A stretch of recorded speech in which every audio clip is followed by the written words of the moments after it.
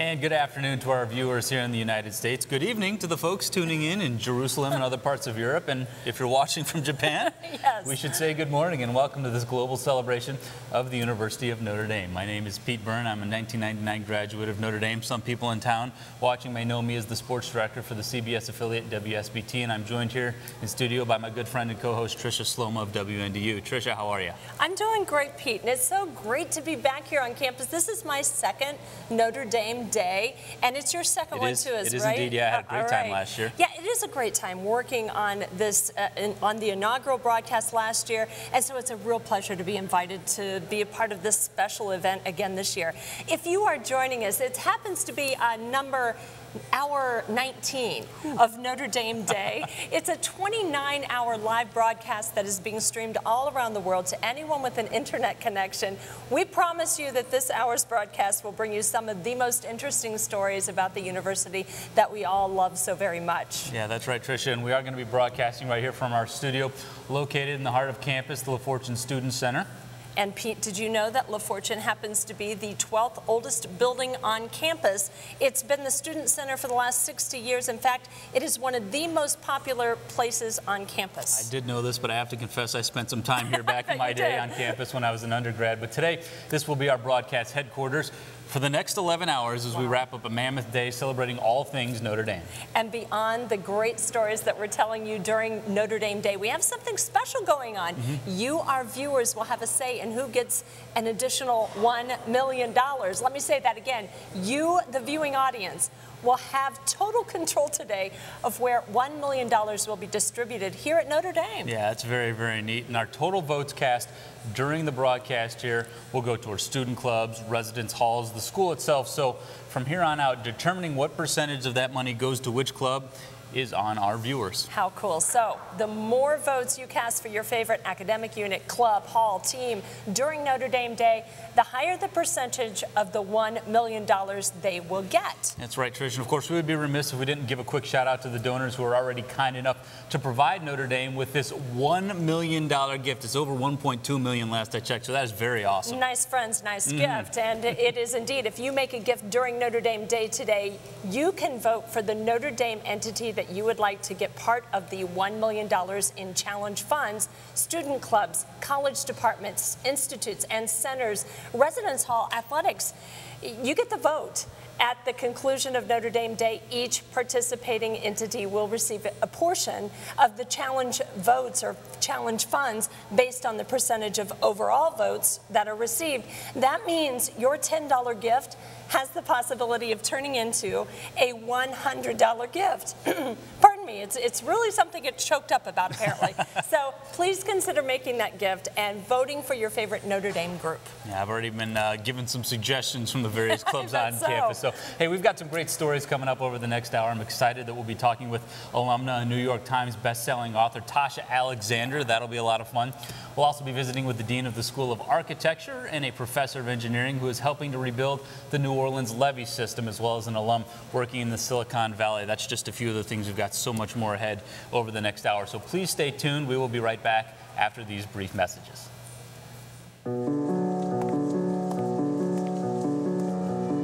Having served in the military for 32 years, I know that technological progress poses opportunities and challenges. Enhanced soldiers, ever-present surveillance, autonomous weapon systems. The question most often asked about these advancements is, can we? But an equally important question is, should we?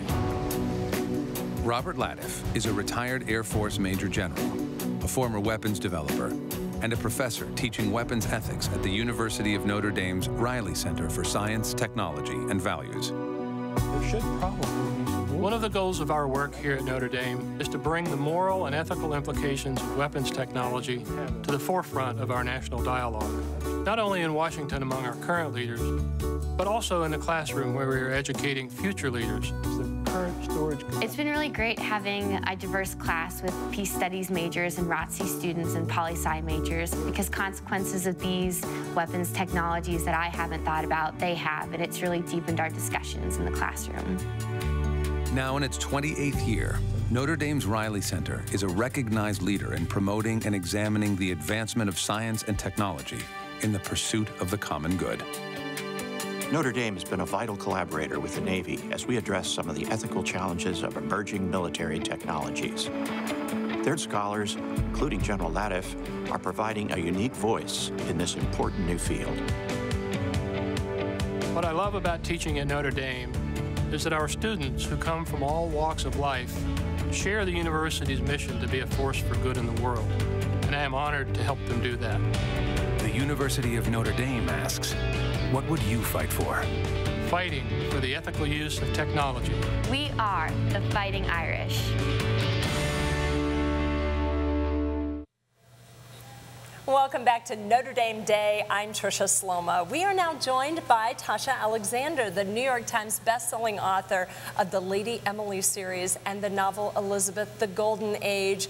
She happens to be a 1992 graduate of Notre Dame, and we are pleased to welcome her. Tasha, so glad to see you today. What an honor to meet you.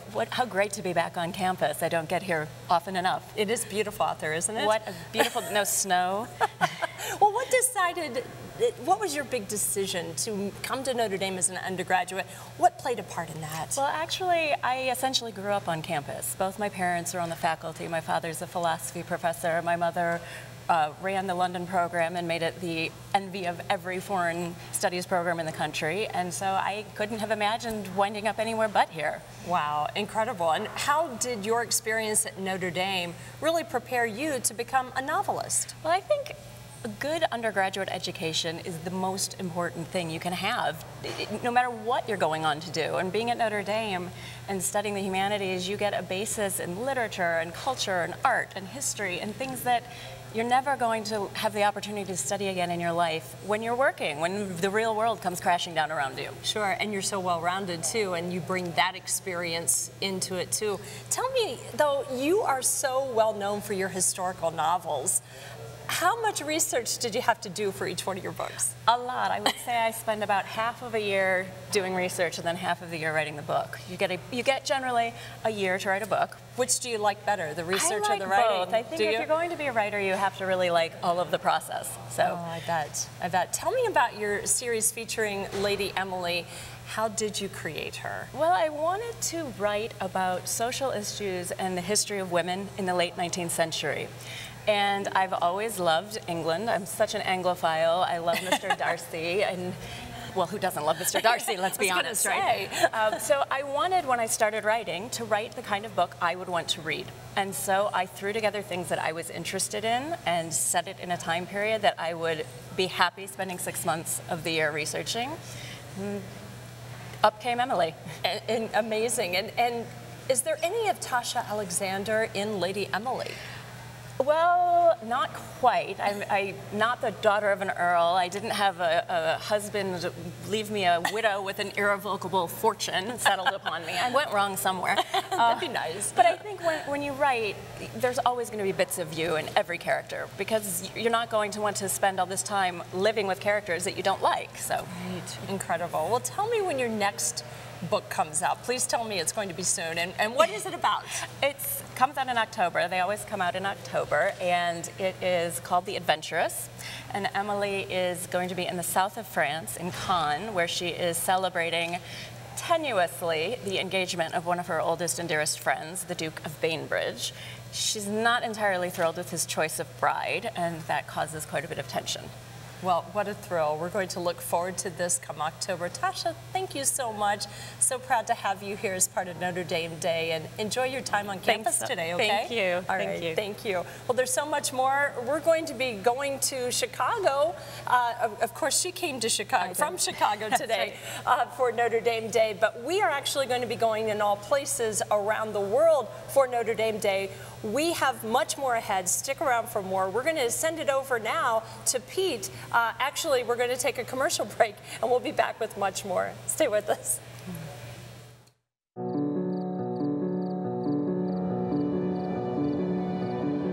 Are we alone in the universe? For thousands of years, people have gazed up at the sky and asked this question. But the answer has been beyond our grasp. Until now. Thanks to incredible recent discoveries, we now have evidence that there are billions of other planets that could sustain life. The challenge we're taking on is finding out if any of them actually do. Justin Crepe is a professor of astrophysics at the University of Notre Dame and the recipient of the NASA Early Career Fellowship. He is the inventor of the iLocator spectrograph, an infrared device that will identify planets with Earth-like qualities. Although we've discovered planets that hold the potential for life, they've been too far away to study in any detail. iLocator will allow us to search for planets much closer to the Earth and measure their internal structure and atmospheric properties with unmatched precision. Upon its completion, iLocator will be installed at the Large Binocular Telescope on Arizona's Mount Graham. There, it will use the world's most advanced adaptive optic system to provide an unprecedented view at planets orbiting our nearest stars. Professor Crepe's innovative technology will be very helpful in aiding future and current NASA missions, in looking for planets that are like our own. Exploration is at the heart of the mission of the University of Notre Dame. And we strive to enable our faculty and students to ask the biggest questions and solve our greatest mysteries. It's my hope that in our pursuit to find life on other worlds, we will ultimately be able to further comprehend the beauty and the significance of our own. The University of Notre Dame asks, what would you fight for? Fighting to explore our universe. We are the Fighting Irish.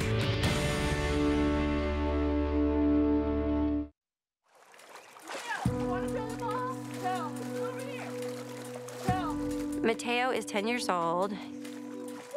The most heartbreaking thing for me to watch is the fact that he can't communicate. He doesn't say, "Mom, how are you today?" or "This is what I did today."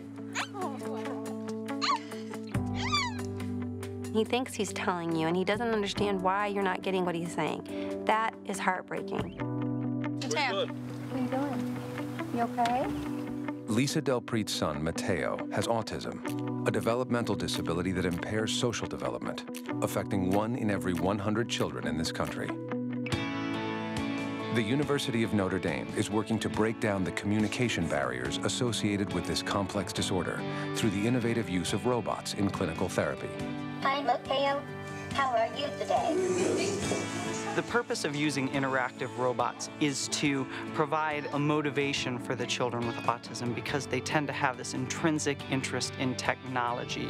Shoot in this, Mateo. What'd you do? Yes! Get him out! Our hope is that these robots will help simplify social interactions so that children with autism can pick up on these social cues, emotional cues that we just understand naturally. You like her? Good. I'm glad. I don't think I'd be as strong of a parent if I didn't have the facilities and the help of Notre Dame.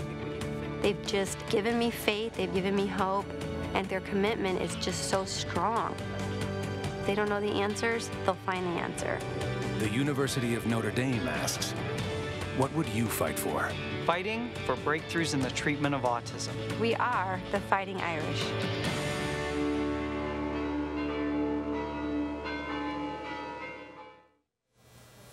And welcome back. We are joined now in studio by 2 Notre Dame students who are making a difference in the lives of children across the area. Cody and David are the co-chairs of Notre Dame's chapter of Camp Kesem, a 1-week student-led overnight summer camp for kids who have parents affected by cancer. So Cody, David, first of all, great to have you here. Thanks for coming. I want to talk to you a little bit about Camp Kesem. First of all, how did both of you get involved in this venture? Sure, yeah. So just like you said, Camp Kesem's a 1-week summer camp for kids whose parents are affected by cancer. And it's all run entirely by college students. We're just one chapter here at Notre Dame, but there are chapters across the country. I found out freshman year, it was the first club I volunteered for because my cousin went as a camper a few years ago, right after her dad passed away. So I got involved. It's just been a great impact on my family as a whole, so I knew I wanted to get involved when I got here. And I got involved my freshman year also sort of on a whim. My friend was getting involved and I sort of just followed him.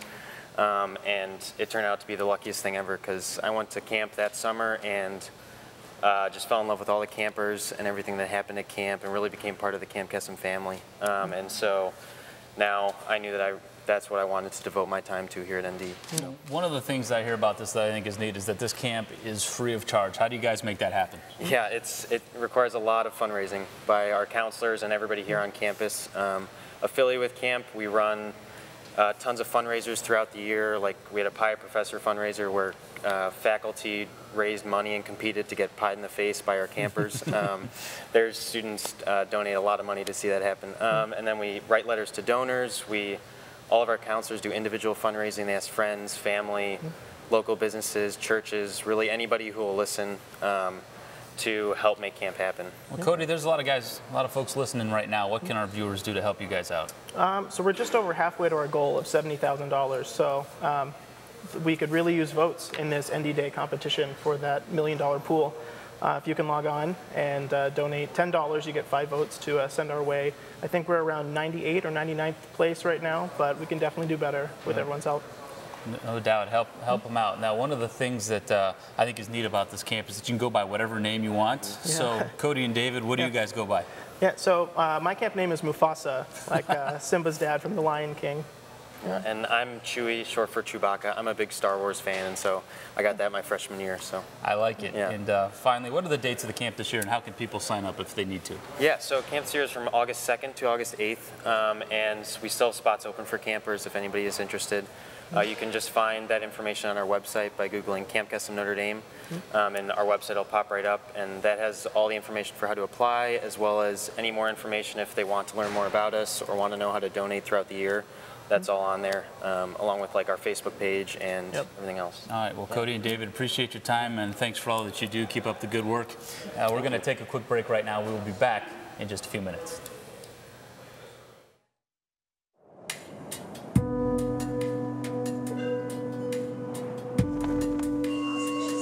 When people come to Nepal, they see breathtaking beauty. They see abject poverty. What I saw was an opportunity. Since 2006, Notre Dame industrial design professor Anne-Marie Conrado has brought students to Nepal to collaborate with local artisans in the design and development of fair trade products. In Nepal, you have this incredible tradition of talented and hardworking artisans, and yet for years, jobs were disappearing. The problem was simply that they lacked an understanding of what people in the rest of the world wanted to buy. And that's where we've been able to step in and help. We've opened up markets all over the world. In one artisan community, we've seen jobs and sales triple. But creating jobs and opportunities is just half the story. Our students are taking the insights gained from that immersion and translating them into products that help people's lives. Social design products developed by the Notre Dame in Nepal program include an umbilical cord cutter that requires sterilization for reuse, thereby minimizing birth-related deaths, as well as a $3 washing machine that preserves clean water sources and improves the quality of life for women. Coming here has given me more a sense of purpose, and now I'll try to look at my design beyond the actual physical appearance of it and try to think of some way it could impact somebody else. Our work is based on the belief that one design can transform an industry, a village, a life. The University of Notre Dame asks, what would you fight for? Fighting to create opportunity. We are the Fighting Irish.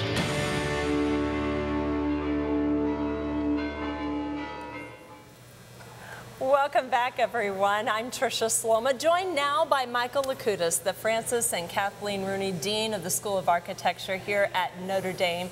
Dean Lakutis, so good to meet you, and welcome to Notre Dame Day. Well, nice to meet you. Thank you for having me. What is new in the School of Architecture? Well, actually, there's quite a bit afoot. Let me begin by talking about what Winston Churchill once said, we shape our buildings and then they shape us.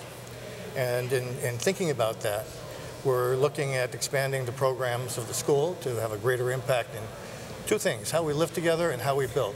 Well, and how that shapes is a big important part of that. Go ahead, you were starting to say. No, it's how we build is about urbanism and or about architecture, and how we live together is about urbanism. And behind all of that is our past, which is how we've lived together over millennia. And it really haven't changed all that much. I mean, we still are humans, and we have the same relationships we've always had. So we want to begin with a program on historic preservation so that we can see how the past can live in the future. And we're also looking at a program on real estate and community development, which is looking at how the past can inform the future development. So we're looking at two programs, historic preservation and real estate and community development. Well, some people may not realize that renowned architect Michael Graves recently passed away, but they may not have realized his connection to the school. Well, Michael has a long and complex relationship with us. First of all, without Michael Graves, our program, which is focused on traditional architecture and urbanism, probably wouldn't have been as easy to put together 20 years ago as it was. Michael broke the barriers down that we could actually use traditional elements in modern architecture. The other thing about Michael is that we gave him the world's largest architectural prize that's given annually, which is the Richard H. Driehaus Prize at the University of Notre Dame. And so when Michael received that, of course he was ecstatic, and he immediately volunteered for all sorts of programs and activities, and we sent him to Rome 2 years ago to teach our students. He spent 3 weeks in Rome. How special for those students. If we could quickly, we only have a few minutes left, or a few seconds left actually. Tell me a little bit about plans for the new building. Well, our architect is John Simpson of London, and with VOA Architects in Chicago. The building is going to be an essay in how we build architecture and how we teach architecture. It's actually a teacher, and it's going to have fragments from virtually every aspect of the history of architecture, from antiquity to the present day. It'll have a place for students to have studio with plenty of light, a kind of a sense of community, and a great hall to put all our cast collections in. And when do we expect this? 2017, 2018.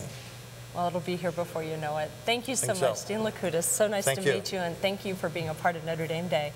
We'll be back with much more right after this.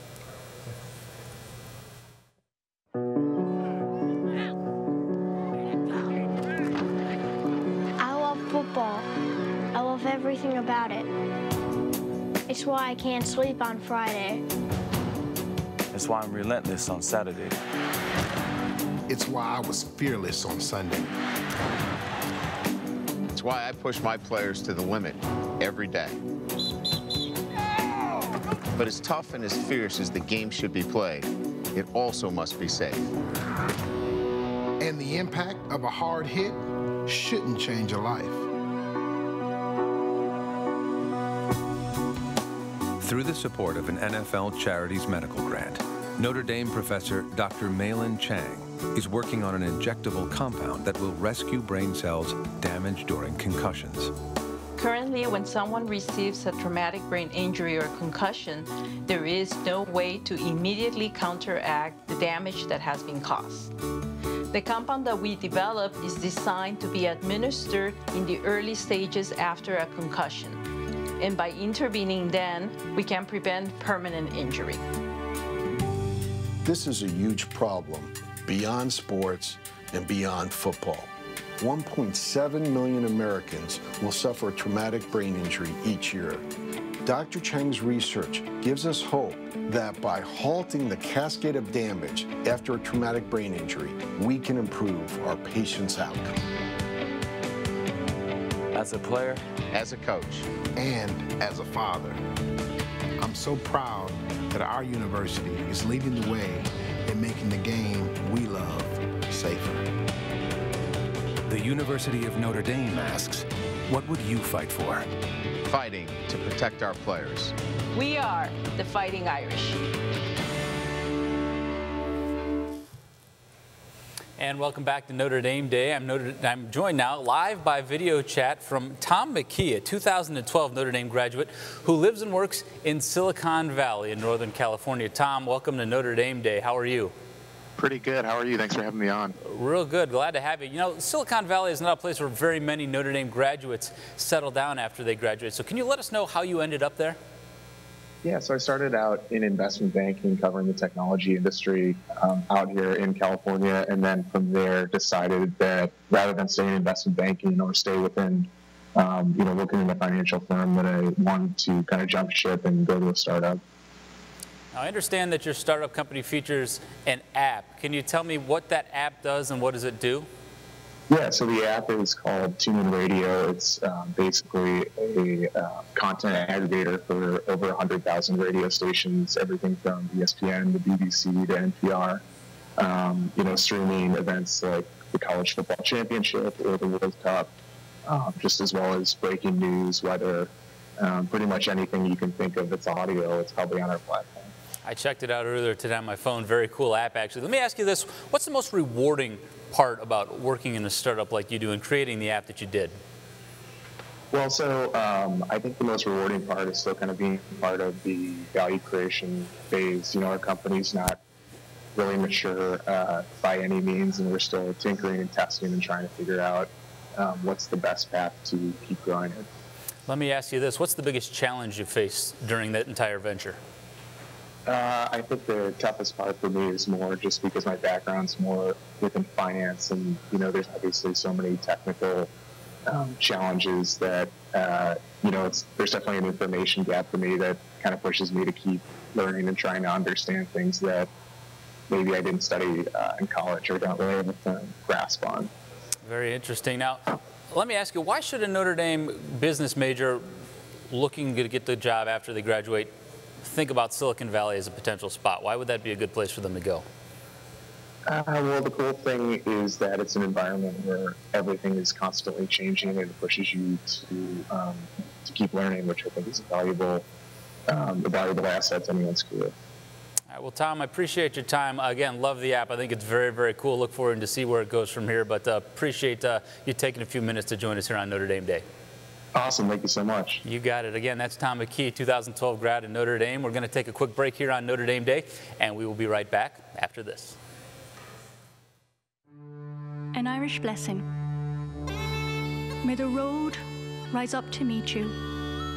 May the wind be always at your back. May the sun shine warm upon your face, and the rains fall soft upon your fields. And until we meet again, may God hold you in the palm of his hand. We are the University of Notre Dame.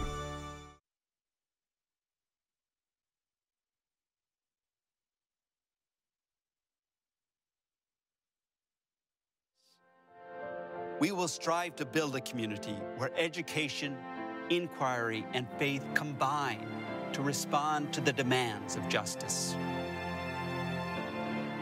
This is our goal. Let no one ever say that we dreamed too small.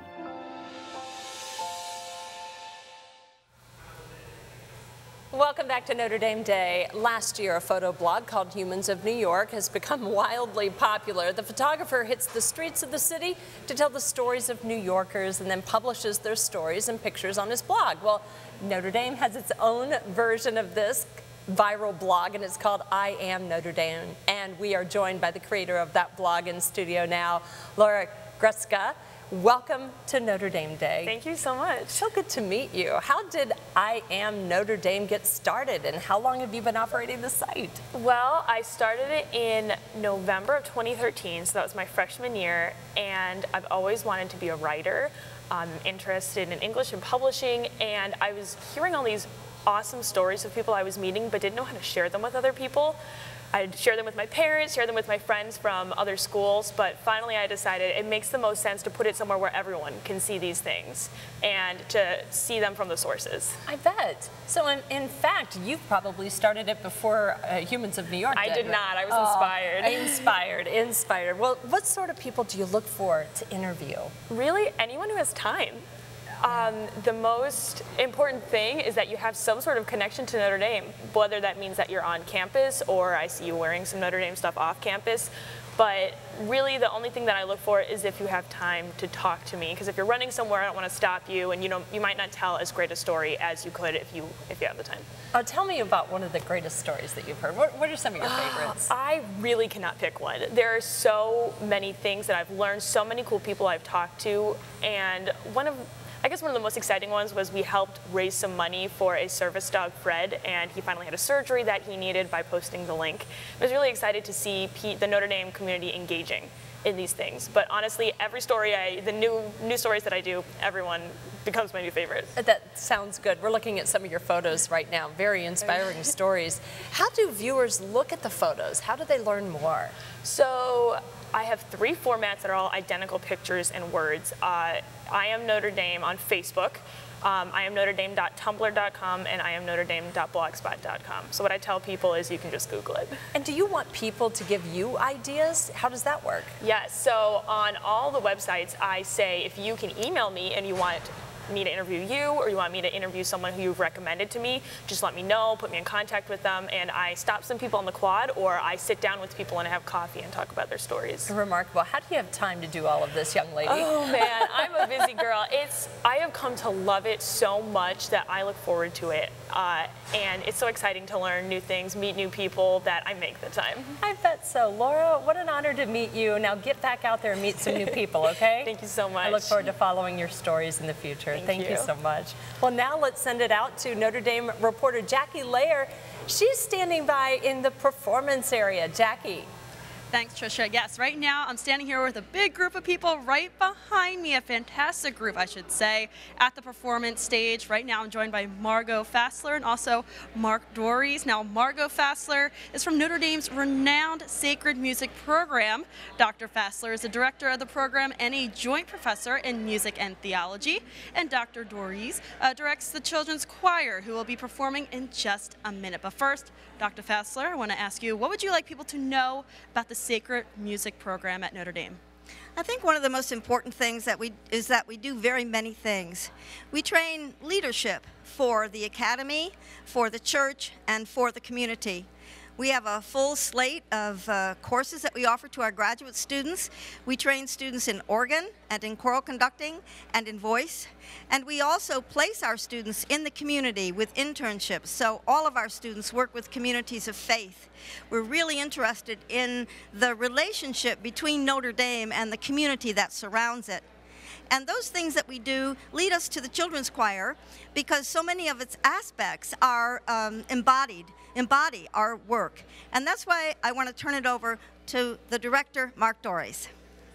Hello, Mark. Thanks again for joining us. But I would also like to ask you, how much time do you and the singers behind us prepare for something like this? We meet 3 days a week, but we also rehearse about 6 weeks. Every 6 weeks we give a performance for about 32 weeks of the year. 32 weeks out of the year. We have 5 choirs with 130 singers in them total, all from ages 5 all the way up to 15. And this afternoon we're going to sing for you a song called Peace Before Us with a section of all of our choirs from the youngest all the way up to the oldest.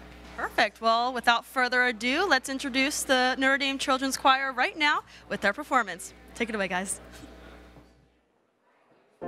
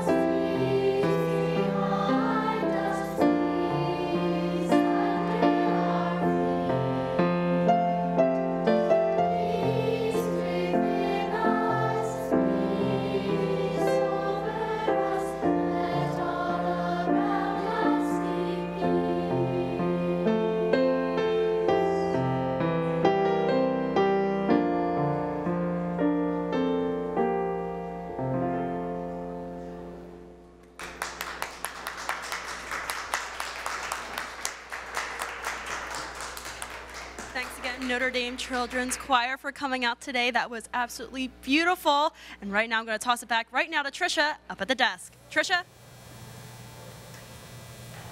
Thank you so much, Jackie. Welcome back to Notre Dame Day. I am Trisha Sloma, and I am joined here in studio by Professor Johannes Westerink from the College of Engineering. So good to see you. Dr. Westerink is the Joseph and Nona Ahearn Professor of Computational Science and Engineering and the Henry J. Mossman Chairman of the Department of Civil and Environmental Engineering and Earth Sciences. Put that on a business card, right? Well, Dr. Westerink, welcome to Notre Dame Day. Thank you so much for being a part of this. Thank you for allowing me to join. And it's remarkably touching to think back over the last few days. You just came back from the funeral of Mrs. Ahearn. That's correct. Yeah, they're great friends of Notre Dame and just wonderful supporters and also wonderful role models for us. Well, thank you for bringing that part of the story to Notre Dame Day today. Now, you are a world-renowned expert in the area of, I hope I get this correct, computational hydraulics. Am I doing okay? That's correct. Could you explain to our viewers what that really means? Computational hydraulics really combines two things. First of all, hydraulics is really the motion of fluids.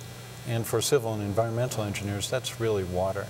And so we're thinking about things like water flow in rivers, in lakes, along the ocean, in the ocean, and it affects us in a lot of ways. For example, the structures we build.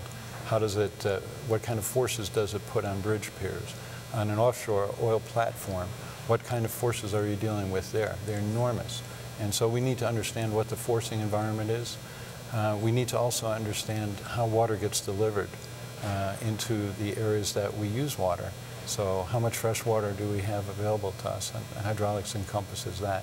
So it's both the availability of water and what water can do to us that we care about. Well, it's remarkably important, too. And I understand that you were very involved with the U.S. Army Corps of Engineers and FEMA in New Orleans after Hurricane Katrina. Expand on your efforts, if you would, please, to help rebuild the levee system there. Sure. We work very closely with the Corps of Engineers, and they're responsible for flood protection and mitigation. And after Katrina, which of course caught people quite by surprise, the Army put together an investigation to really understand what happened. Why did the levees fail? Was it an exceptionally large hurricane? What was wrong with the system? And how could we rebuild it? And I was co-lead of that investigation in charge of hydrodynamics. And so what we did is we tried to get a good understanding of what happened. And afterwards, we were very heavily involved in redesigning the levees. And so what we actually did is we computed the levels to which the levees had to be built to give sufficient protection. And that varies quite a bit around the system, so you really want to understand where to put your money. For all of those residents that live there, my goodness, and thank you. Could you explain how civil and environmental engineers and earth scientists impact our lives every day? Sure. Basically, our lives are touched in so many different ways. Think about the structures that we're sitting in right now. Sure. Think about how you got here, the transportation systems. Whether it's by car, you went over roads, bridges, maybe through a tunnel. Think about the airports or the ports and harbors that are used to transport commodities to our houses. Think about when you turn the tap of water and you get clean water, or the water that's used in agriculture or in industry. Those are all civil engineering and environmental engineering and earth scientists working on that. Also sewage, how much sewage we dispose of. And these days we're doing a lot better to dispose of it safely so that we don't pollute our environment or destroy the nature around us. And last but not least, energy. We're involved in wind energy, we're involved in mining, we're involved in offshore oil exploration, we're involved in nuclear fusion and fission. And so we're involved in so many aspects, I think, that give us a high quality of life. Incredibly important work, and I thank you. We're really glad you're a part of it because you're bringing so much of that and so much of Notre Dame to reaches of the world. Well, it's very much of a profession that's very altruistic. We really try to help humanity. Well, thank you, and thank you for being a part of Notre Dame Day. Thank you. Nice to meet you. We'll be back with more of Notre Dame Day right after this. That was quick. Oh. kid here remembers that day. It's the day their lives changed. That day for me happened when I was 10 years old. My father was diagnosed with prostate cancer. Because of his radiation treatment, he was secluded to his room, which meant no hugs, no kisses goodnight. The fear of growing up without your dad is overwhelming. While I know that sharing my experience can help, these kids need more than that. They need solutions. Prostate cancer is the second leading cause of cancer death in American men. What happens next? Through the creation of vaccines harvested from tumors, University of Notre Dame professor Mark Succo is working to improve prostate cancer treatment. Although most cancers are complex mixtures of cells and molecules, many treatments aim at only a single target. By using a patient's own tumor and creating a vaccine, we have developed a method that provides the immune system with much more comprehensive information to attack the cancer.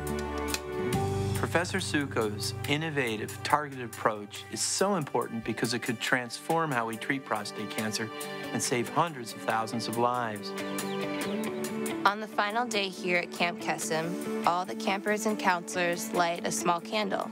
We call it a wish. All the wishes are placed into small boats, and we put them in the water. I'm lucky because I don't have to wish for my dad's recovery. He's alive and healthy today. And I hope that through the research of Professor Succo, kids everywhere can be just as lucky. The University of Notre Dame asks, what would you fight for? Fighting to cure prostate cancer. We are the Fighting Irish.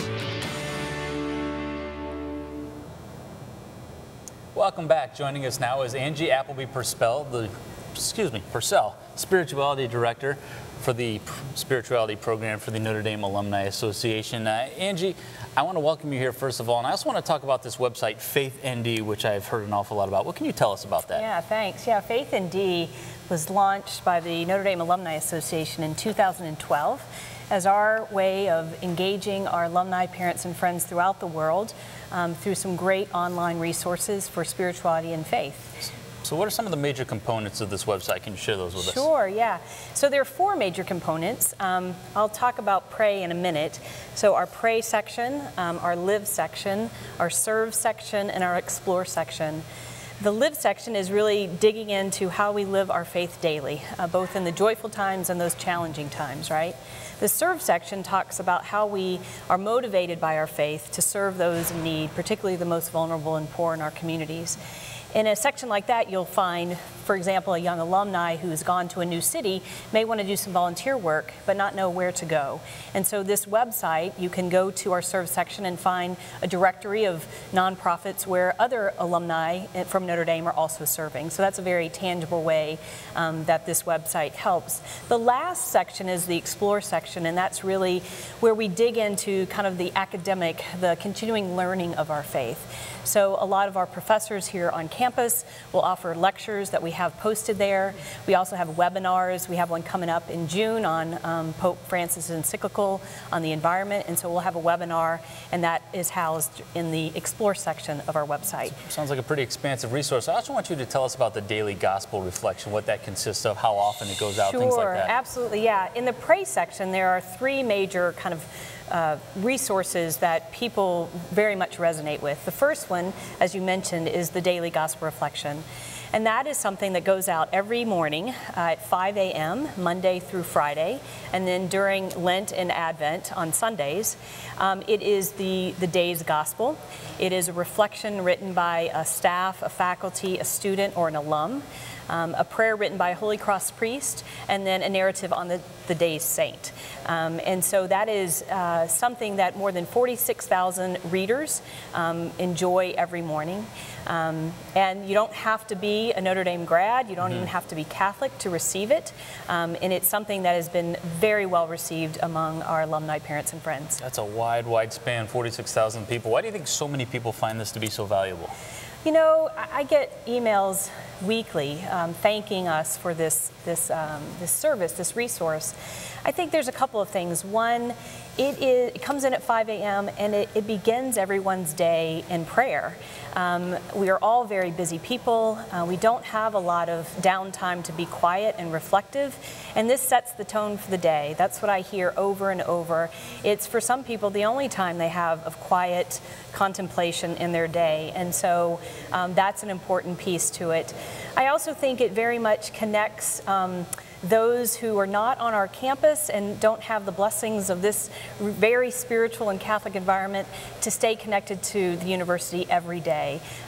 People will read from former faculty members that they had, classmates that they've had. Some parents email me and go, oh my gosh, my daughter wrote today. I didn't know that she was going to write. So it really is a wonderful personal way to stay connected to the university. Sounds very neat. Angie, I want to thank you so much for joining us here and talking about faith. Indeed, thank you for your time. Yeah, thank you. And we're going to take a quick break. We will be right back after this. This is the equal sign. You use it in a equation. It means that it's what it gets. It's no secret that in America, our students are lagging behind other countries in math. The problem isn't that our students aren't working hard enough or that our teachers aren't dedicated enough. They are. I believe the problem starts with basic arithmetic, where students develop a misunderstanding of the equal sign. At the University of Notre Dame, psychology professor Nicole McNeil has developed an innovative series of educational lessons and activities that change the way children learn the concept of the equal sign.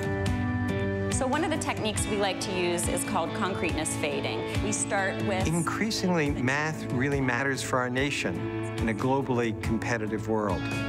Professor McNeil's research has given us an exciting new direction for how we teach mathematics to our nation's young students. This holds great promise for their success in school and in life. With support from the U.S. Department of Education and in collaboration with Notre Dame's Alliance for Catholic Education, Dr. McNeil's program has been implemented in schools across the country. Working with ACE has been incredible.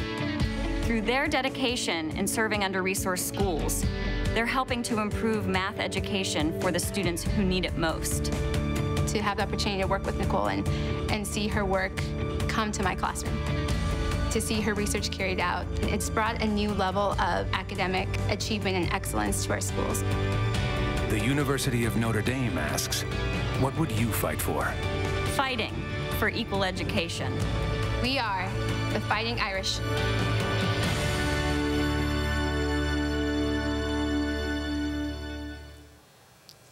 Welcome back to Notre Dame Day. I'm Tricia Sloma from WNDU TV, and you, our viewers, are in for a special treat because for the first time ever, you're going to get to see the view from atop the Golden Dome as the university is unveiling a live webcam from the top of the Golden Dome.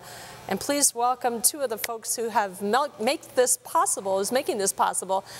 We have Jason Railton and Nick Johnson. Guys, thank you so much for being a part of this today. Happy to. So tell me, Nick, first we'll start with you. Tell me about the collaboration that's required to get this project into place. Yeah, no, happy to talk about it. I think when Jason first called me on this, it really piqued our curiosity and interest. We know that that's a view that many members of the Notre Dame family would be interested in. And yeah, it takes cabling and facilities and a little bit of creative. Jason was thoughtful enough to call us. We had one of our university photographers go up there as well to help set what the exact image should be. And we got to climb up into the dome one day, didn't we? That's right. Pretty cool. It's more than just putting a camera up there. Like you said, there's a lot involved here. So tell me about this view, how the webcam actually works. What kind of camera are you using? It's not just a GoPro that got stuck up there, right? It's actually a EarthCam camera, and it's hosted off-site. How cool. We are looking at the picture right now. It is a 4K camera, 4K. live stream. First one we have here on campus with a live video stream. And what are we hoping to gather from these images? I mean, the possibilities are really endless. I mean, just the weather alone here in South Bend, it's you know, it's rugged, it's rough, and yet it's so remarkably, breathtakingly beautiful. It really is. We have a number of webcams on campus already, and they're actually some of the most heavily trafficked portions of our website. Alums from all over the country tune into the webcams every day just to get a glimpse back of what the university looks like. Are you kidding? Parents are checking in on their kids, right? To see if there's something to worry about. And we just think this will be probably the most popular one. Well, is this one of the most challenging experiences that you've had, and are you looking forward to what this project will bring? Definitely, definitely. We're already looking at future additional cameras, and we'll see how the traffic goes with this, and we'll go from there. Well, it's truly amazing. Thank you again, and I look forward to looking at these views in the future. Thank you, gentlemen. Nice to meet you both, Jason and Nick. Well, we will be back in a moment. Let's check in, though, with Notre Dame social media. We have a lounge set up for this very subject. Let's see where we stand in the social media lounge. Thank you so much, Tricia. I'm Jonathan here, back downstairs in the social media lounge to give you an update. Thanks to everyone who has made a gift. We're at over 10,700 gifts so far on Notre Dame Day. A huge thank you to every member of the Notre Dame community. There are so many ways to give back to the university on today's Notre Dame Day celebration. You can give back to the student experience by voting for a residence hall or club. You can give back to your local community by giving to a Notre Dame Club's local scholarship. Notre Dame Club of Orange County and Miami are still neck and neck. It's anybody's game. There's a lot of votes still out there to be had for all your local Notre Dame clubs. So, to give us a sense of what's happening locally via social media, I can introduce the man, the myth, the legend. You remember him from last year, Mr. Craig Horvath. Craig, what's happening out there? Notre Dame family, Craig Horvath from the esteemed class of 1988. We're going to go here to the webcam, Notre Dame webcam. What's your favorite photo? I think this was a setup. We got the spire of the Basilica of the Sacred Heart, Mother Mary herself atop the Golden Dome, the iconic structure on our lovely campus versus the Notre Dame Memorial, and the dome and the Basilica are up 88% to 12%. So again, it looks like game, set, match for the Golden Dome and Sacred Heart, the Basilica. Here we are on our social media board. We've got a lot of stuff going on. Give us 5, help us raise money for the Julian Samora Scholarship. So we've got that here. We got a lot of tweets. My favorite part of #ND Day is Breen Phillips Hall. I'm a former Pangborn and Keenan guy. We need to move those votes up for Pangborn and Keenan. Lots of stuff going on. Tricia Sloman, we got the ND on the crest here. Notre Dame people love their lapel pins. So lots of stuff going on. So join us on Twitter and on Facebook and on Instagram. Let's get that Notre Dame family alive, well, talking, and fired up. And lastly, we have our hot board right here. We see the spots where people are talking about Notre Dame Day. The Notre Dame Club of Miami, big black spot, a lot of communication going on. People are waking up here on the West Coast. We need to get the Plains area going. And let's go, Michael Longo, my colleague in international fundraising. We don't see any activity over here in Africa or Asia or Europe right now or in South America. Get on the phone, get on the horn, and get those people going. Here we go, Notre Dame Day 2015. Go Irish.